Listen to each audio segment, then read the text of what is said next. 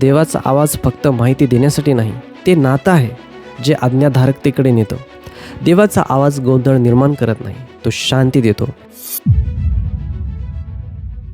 जर तुम्हाला तुमच्या स्वप्नांमध्ये ही 9 चिन्हे दिसत असतील, तर कदाचित देव तुम्हाला खूप महत्त्वाची गोष्ट सांगू इच्छित आहे. तुम्ही कधी अशी भावना घेऊन जागे झाला आहात का की मनात एक विचित्र बेचैनी आहे? काही गोष्टी पुन्हा पुन्हा स्वप्नात दिसत आहेत, काही घटना वारंवार घडताना जाणवत आहेत, पण त्यामागचे कारण तुम्हाला समजत नाही. एखादी चेतावणी मनातून जात नाही किंवा अशी शांती आहे जी तुम्ही शब्दांत सांगू शकत नाही. आजच्या संदेशात आपण स्वप्नांमध्ये दिसणारी 9 चिन्हे पाहणार आहोत, ज्यातून कदाचित देव एखाद्या व्यक्तीला महत्त्वाचा संदेश देत असतो आणि तो कसा समजून घ्यायचा तेही पाहणार आहोत. कधीकधी रात्र खूप शांत असते, त्यावेळी आपले मन खरे विचार करू लागते. दिवसभर खूप आवाज आणि गडबड असते, पण रात्री शांततेत आपला आत्मा हळूच आपले लक्ष वेधतो. पण पुढे सांगण्याआधी एक महत्त्वाची गोष्ट आहे का, स्वप्नाचा अर्थ सांगण्याचा अधिकार परमेश्वराकडे आहे. म्हणून मी अंधश्रद्धा, भीती किंवा गुप्तचिन्हांच्या मागे तुम्हाला धावण्यासाठी या व्हिडिओत सांगणार नाही. मी प्रत्येक अनुभवाला देवाच्या वचनाशी जुळून कसे पाहिजे ते या व्हिडिओत सांगणार आहे. कारण जो देव बोलतो तोच देव खात्री देतो, दुरुस्त करतो आणि शांती देतो.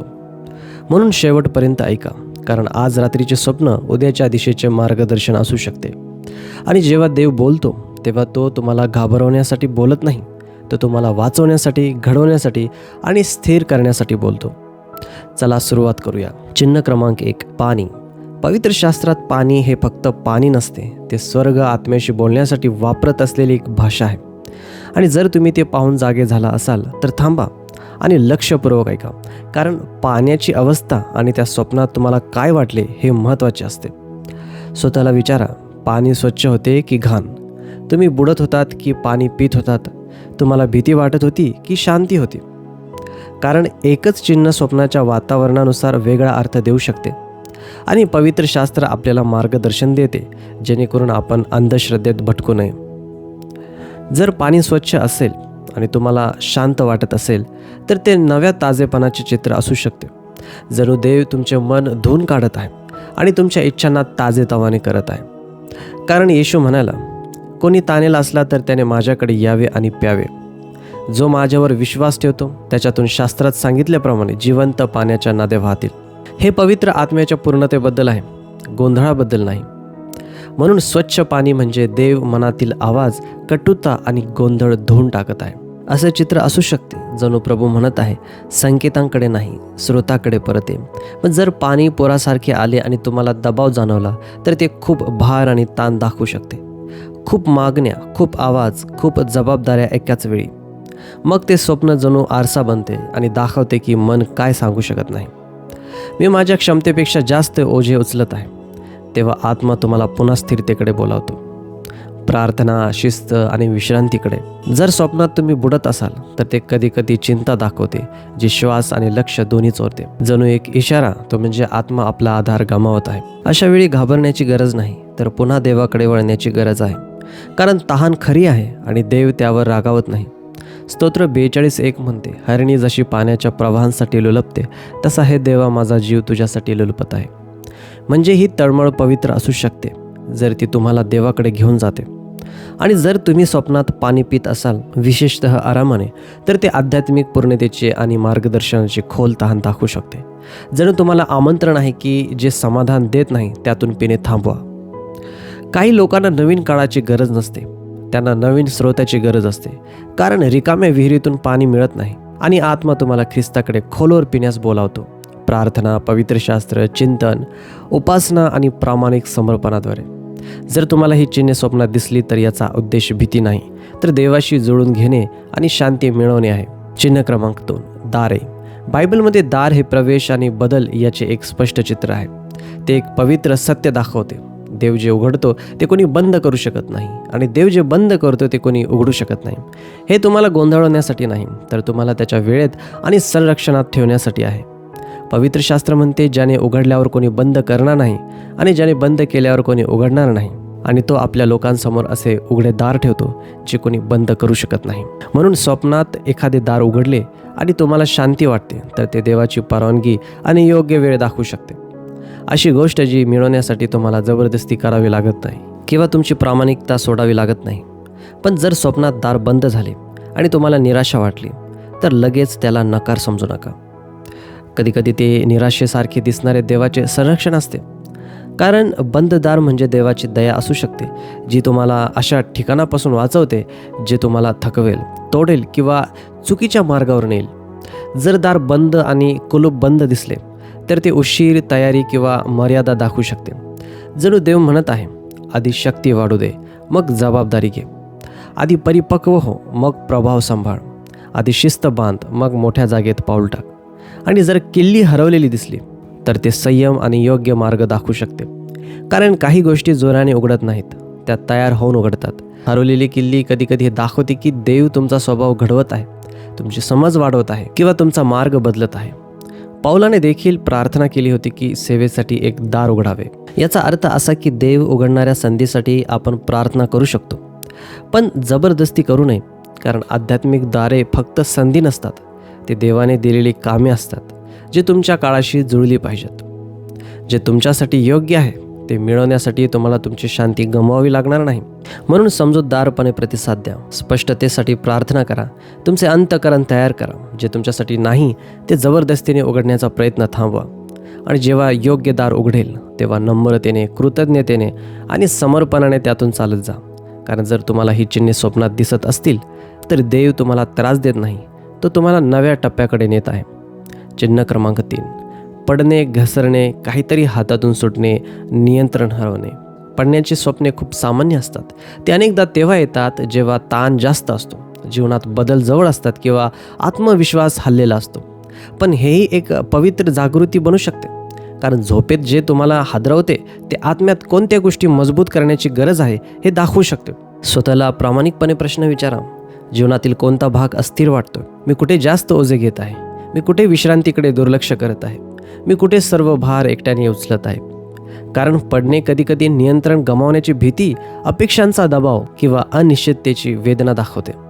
पवित्र शास्त्र असे म्हणत नाही की नीतिमान कधीच अडखळत नाही, पण ते वचन देते की तो सोडला जात नाही. स्तोत्र 37:23-24 म्हणते, तो पडला तरी सपशेल पडणार नाही, कारण परमेश्वर त्याला हात देऊन सावरेल. म्हणून या स्वप्नाचा संदेश दोष देणे नाही, तो सांत्वन आणि मार्गदर्शन आहे. देव तुम्हाला स्थिर ठेवू शकतो जरी तुम्ही अजून शिकत असाल. नीतिसूत्रे 3:5-6 सांगते, तो आपल्या सर्व मार्गांत त्याचा आदर कर, म्हणजे तो तुझा मार्गदर्शक होईल. म्हणजे स्थिरता परिपूर्ण नियंत्रणात नाही, तर देवावर ठेवलेल्या विश्वासात आहे. हे असे समजा, चालायला शिकणारे लहान मूल कधीकधी पडते, पण पडणे म्हणजे अपयश नाही, ते वाढीचा भाग आहे. कारण पिता जवळ असतो, पकडण्यासाठी आणि शिकवण्यासाठी.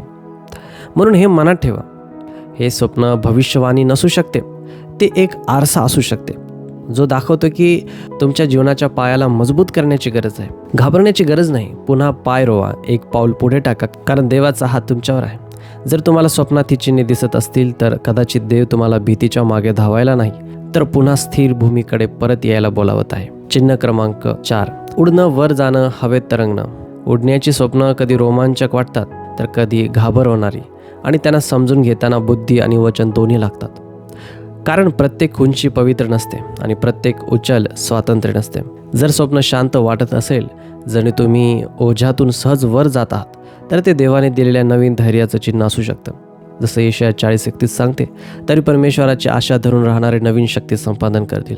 ते गरुडाप्रमाणे पंखांनी वर उडतील, ते धावतील तरी दमणार नाहीत, चालतील तरी थकणार नाहीत. म्हणजे देव तुम्हाला निराशा, जडपणा आणि भीतीच्या वर उचलतो. पण जर स्वप्न घाई गडबडीचं असेल, जर तुम्ही स्वतःला टिकवण्याचा प्रयत्न करत आहात, काही सिद्ध करण्याचा प्रयत्न करत आहात, ताणापासून पळत आहात, तर ते टाळाटाळ, ताण किंवा देवासमोर सामोरे जाण्यापासून पळण्याचं चिन्ह असू शकतं. हबक्कूक 2:2 प्रमाणे दर्शन लिहा, ते ठरलेल्या वेळेस पूर्ण होईल. म्हणजे उंचीला संयमाची साथ हवी, वेग म्हणजे उद्देश नाही. काही लोकांना उंची हवी पण शिस्त नको. जसं पेरल्याशिवाय पीक हवं, त्यामुळे बोलावणं असलं तरी तयार होणं नसल्यास ते ओझं बनतं. देव तुम्हाला उचलतो तेव्हा तो तुम्हाला स्थिरही करतो, जेणेकरून तुम्ही अहंकारात भटकणार नाही. चिन्ह क्रमांक 5, दात पडणे, तुटणं आणि लाज वाटणं. अशी स्वप्न खूप सामान्य आहेत आणि ती ताण, बदल, लोकांसमोर लाज वाटण्याची भीती किंवा असहाय्यता दाखवतात. पण हे महत्त्वाचं आहे, कारण देव तिथेच काम करायला सुरुवात करतो जिथे आपण खरे असतो. आध्यात्मिकदृष्ट्या हे स्वप्न दाखवू शकते की लाज तुमच्या आवाजाला थांबवत आहे, भीती तुमच्या शब्दांना रोखत आहे, असुरक्षितता तुमचा आत्मविश्वास कमी करत आहे. एफिस 4:29 सांगते, तुमच्या मुखातून कसलेच कुचके भाषण न निघो, पण गरजेप्रमाणे उन्नती करता जे चांगले तेच मात्र निघो, ह्यासाठी की तेनेकडून ऐकणाऱ्यांना कृपादान प्राप्त व्हावे. म्हणजे देवाला तुमचे शब्द स्वच्छ, स्थिर आणि उपयोगी हवे आहेत. भीतीने किंवा लोकांना खुश करण्यासाठी बोललेले नाहीत. आणि जेव्हा तुम्हाला कमजोर किंवा असुरक्षित वाटतं, तेव्हाही देवाची कृपा तुम्हाला सोडत नाही. देव म्हणतो, माझी कृपा तुला पुरेशी आहे, कारण अशक्तपणातच माझी शक्ती पूर्णतेस येते. म्हणजे तुम्ही मजबूत असल्याचं दाखवण्याची गरज नाही. देव तुम्हाला तरीही आधार देतो. विचार करा, जेव्हा तुम्हाला लोक काय म्हणतील याची भीती वाटते, तेव्हा तुम्ही तुमचं खरं बोलणं बदलायला लागतं आणि हळूहळू तुमचा आवाजच हरवतो. तेव्हा हे स्वप्न जणू सांगतं, धैर्याकडे परत या, स्पष्टतेकडे परत या, कृपेकडे परत या. आत्मविश्वास म्हणजे आपण मजबूत आहोत असं दाखवणं नाही, तर आपण असुरक्षित आणि कमजोर असताना देवाच्या कृपेवर विश्वास ठेवणं आहे. म्हणून प्रतिसाद द्या, लाज तोडणारी प्रार्थना करा, प्रामाणिकपणे स्वतःला तपासा, ताण ओळखा, योग्य मर्यादा ठेवा आणि पुन्हा शुद्ध आणि उद्देशपूर्ण बोलण्याचा निर्णय करा. कारण देव तुमचं जे भीतीने हिरावलं आहे ते परत देऊ शकतो आणि त्याच्या उपस्थितीत तुमचे शब्द पुन्हा स्थिर करू शकतो. चिन्ह क्रमांक 6, आग. बायबलमध्ये आग हे एक पवित्र चिन्ह आहे, ज्याचे 2 अर्थ असतात, एक शुद्ध करणारी आणि एक इशारा देणारी. म्हणून ती भीतीने नाही तर संदर्भाने समजली पाहिजे, कारण तीच आग तुमचा मार्ग उजळू शकते किंवा तुमची शांती जाळू शकते. जर आग नियंत्रित असेल, जसं दिव्याची ज्योत, स्थिर प्रकाश, तर ती शुद्ध हेतू आणि पवित्र आवेश दाखवते. अशी आग जी लोकांना जाळत नाही पण विचलन जाळून टाकते. म्हणूनच बायबल सांगते की संकट आपल्याला नष्ट करत नाहीत, तर आपला विश्वास शुद्ध करतात. 1 पेत्र 1:6-7 म्हणते, त्याविषयी तुम्ही उल्हास करता, तरी तुम्ही आता थोडा वेळ भाग पडले, तसे निरनिराळ्या परीक्षांमुळे दुःख सोसले, ह्यासाठी की नाशवंत सोन्याची परीक्षा अग्नीने करतात, त्या सोन्यापेक्षा मूल्यवान अशी जी तुमच्या विश्वासाची परीक्षा, ती येशू ख्रिस्ताच्या प्रकट होण्याच्या वेळेस प्रशंसा, गौरव व मान यास कारणीभूत व्हावी.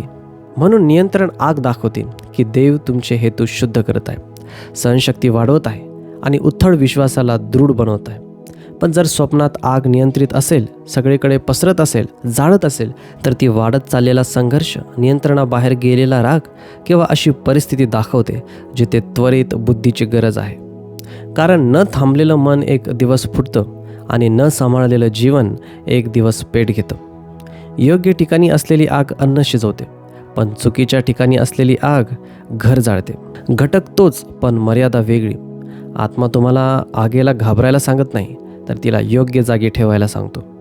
काही वेळा ही आग आतून येणारी ओढ असते, सत्य बोलण्याची जबाबदारी, देवाकडे परत येण्याची तगमग, शांत बसून देणारा आतला दबाव. इर्माया म्हणतो, परमेश्वराचं वचन माझ्या हातात जळणाऱ्या आगीसारखं झालं, मी ते थांबवू शकलो नाही.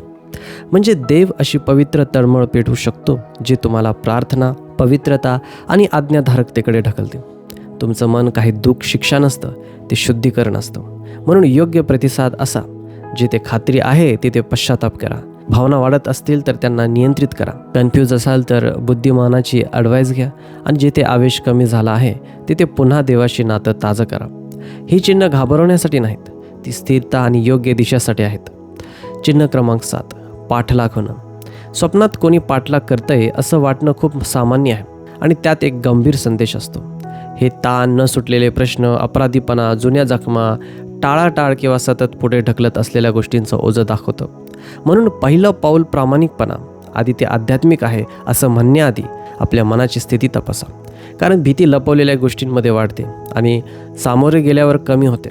स्तोत्र 56:3 सांगते, मला भीती वाटेल तेव्हा मी तुझ्यावर भरोसा टाकीन. म्हणजे भीती नाकारली जात नाही, ती देवाकडे वळवली जाते. आणि 2 तिमोथेय 1:7 म्हणते, कारण देवाने आपल्याला भित्रेपणाचा नव्हे तर सामर्थ्याचा, प्रीतीचा व संयमनाचा आत्मा दिला आहे. त्यामुळे जर स्वप्नात घाबरवणारी भावना असेल तर तो तुमच्या भविष्याचा शाप नाही, तर मनाला पुन्हा शांतीची गरज आहे याचा संकेत आहे. दिवसा ज्या गोष्टीला तुम्ही सामोरे जात नाही ती रात्री तुमचा पाठलाग करते. कारण टाळणं समस्या संपवत नाही, ती फक्त सावलीत ढकलते. म्हणून योग्य प्रतिसाद असा, भीतीला नाव देऊनच प्रार्थना करा, सत्याने स्वतःला सामोरे जा, योग्य सल्ला घ्या, माफी देऊन मन मोकळं करा आणि व्यावहारिक पावलं उचला. कारण धैर्य म्हणजे भीती नसणं नाही, तर भीती असतानाही आज्ञाधारक राहणं. आणि ही चिन्ह दिसली तर त्यांना घाबरण्याऐवजी देवासोबत सामोरे जाण्याचं आमंत्रण म्हणून घ्या. चिन्ह क्रमांक 8, हरवणं. स्वप्नात हरवणं, चुकीचे वळण घेणं, मार्ग चुकणं, कुठेच न पोहोचणं हे अनेकदा तेव्हा दिसतं जेव्हा मनावर खूप निर्णयांचा ताण, अनिश्चितता, अनेक आवाज किंवा चुकीचा निर्णय घेण्याची भीती असते. कधीकधी हे फक्त मेंदू निवडक प्रक्रिया करत असतो, पण कधीकधी हे आध्यात्मिक नियंत्रण असतं, जीवनातील गोष्टी पुन्हा योग्य क्रमात आणण्यासाठी आणि देवाची दिशा शोधण्यासाठी. याकोब 1:5 सांगते, जर तुमच्यापैकी कोणी ज्ञानाने ओना असेल तर त्याने ते देवाजवळ मागावे, म्हणजे ते त्याला मिळेल, कारण तो कोणास दोष न लावता सर्वांना उदारपणे देणग्या देतो. आणि नीतिसूत्रे 16:9 सांगते, मनुष्याचे मन मार्ग योजते, पण परमेश्वर त्याच्या पावलांना मार्ग दाखवतो. म्हणजे हरवणं हे दाखवतं खूप हालचाल आहे पण दिशा नाही, खूप आवाज आहे पण शांतता नाही, खूप पर्याय आहेत पण समर्पण नाही. स्वतःला विचारा, मी कोणता निर्णय टाळत आहे? मी कोणाचा आवाज जास्त ऐकत आहे? मी काय घाईत केलं? मी काय दुर्लक्षित केलं? कारण गोंधळ हा संकेत असतो की काहीतरी साधं करायचं आहे, म्हणून घाई करू नका. थांबा, प्रार्थना करा, पर्याय लिहा, वेळ देवाकडे सोडा आणि शांतीला तुमचं मार्गदर्शन होऊ द्या.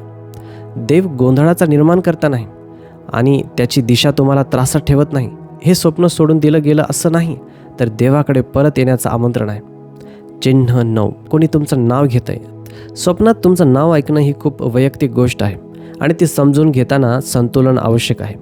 बायबल दाखवते की देव बोलू शकतो, पण ते हेही शिकवते की जे काही आपण अनुभवतो किंवा जाणवतो ते तपासलं पाहिजे. वचनाशी जुळतं का ते पाहिलं पाहिजे, कारण देव कधीच आपल्या वचनाच्या विरोधात बोलत नाही. येशू म्हणाला, माझी मेंढरं माझा आवाज ऐकतात, मी त्यांना ओळखतो आणि ती माझ्या मागे येतात. म्हणजे देवाचा आवाज फक्त माहिती देण्यासाठी नाही, ते नातं आहे जे आज्ञाधारकतेकडे नेतं. शमूएल बाळाने जेव्हा आपलं नाव ऐकलं तेव्हा तो प्रतिसाद द्यायला शिकला. बोल प्रभू, कारण तुझा सेवक ऐकत आहे. हे मनोरंजन नव्हतं, हे समर्पण होतं. ओळख हळूहळू वाढते, वारंवार ऐकून, मार्गदर्शनातून आणि आज्ञाधारकतेतून. म्हणूनच वचनाचं ज्ञान आणि देवाच्या लोकांचं मार्गदर्शन खूप महत्त्वाचं आहे, जेणेकरून आपण जे ऐकतो ते सत्याने तपासता येईल, फक्त भावनांवर नाही. कधी हा आवाज सांत्वन देतो, तुम्ही ओळखलेले आहात, विसरलेले नाही आहात हे आठवण करून देतो. कधी तो इशारा देतो, तुम्हाला योग्य मार्गावर परत बोलावतो, प्रामाणिकपणाकडे आणि योग्य निर्णयांकडे नेतो. देव जेव्हा तुमचं नाव घेतो तेव्हा ते मनोरंजनासाठी नसतं, ते तुमच्या जीवनाला योग्य मार्गावर आणण्यासाठी असतं. म्हणून प्रतिसाद नम्रतेने द्या, प्रार्थना करा, वचनाने तपासा, जे जाणवते ते लिहून ठेवा आणि जे स्पष्ट आहे त्यात चालायला सुरुवात करा. देवाचा आवाज गोंधळ निर्माण करत नाही, तो शांती देतो. ही सर्व चिन्ह बायबलची जागा घेण्यासाठी नाहीत, ती कधी आरसा असतात, कधी इशारा, कधी मन तपासण्याचं आमंत्रण. योग्य दृष्टिकोन सोपा आहे. लिहा, तपासा, प्रार्थना करा, घाई करू नका. देव घाईत नाही, तो शांतीत आणि नीट मार्गदर्शन करतो. फिलिप्पी 4:6-7 सांगते, कशाविषयीही चिंताक्रांत होऊ नका, तर सर्व गोष्टींविषयी प्रार्थना व विनंती करून आभार प्रदर्शनासह आपली मागणी देवाला कळवा. आणि स्तोत्र 119:105 सांगते, तुझं वचन माझ्या पावलांसाठी दिवा आहे आणि माझ्या मार्गासाठी प्रकाश आहे. म्हणून तुम्ही गोंधळात नाही तर स्पष्टतेकडे चालू शकता, कारण परमेश्वर नम्र मनाने त्याला शोधणाऱ्यांना मार्गदर्शन करतो. जर हा संदेश तुम्हाला आशीर्वाद देत असेल तर लिहा, प्रभू मला स्पष्टता आणि शांती दे, आणि त्या प्रार्थनेत ठाम राहा. देव तुम्हाला स्थिर मन आणि उजळ मार्ग देईल. या संदेशाद्वारे जर तुम्हाला मदत मिळाली असेल तर नक्की व्हिडिओला लाईक करा, सबस्क्राईब करा. जर तुम्ही चॅनलवर नवीन असाल तर व्हिडिओला शेअर देखील नक्की करा, कमेंट देखील करा. प्रभू तुम्हा सर्वांना आशीर्वाद देव.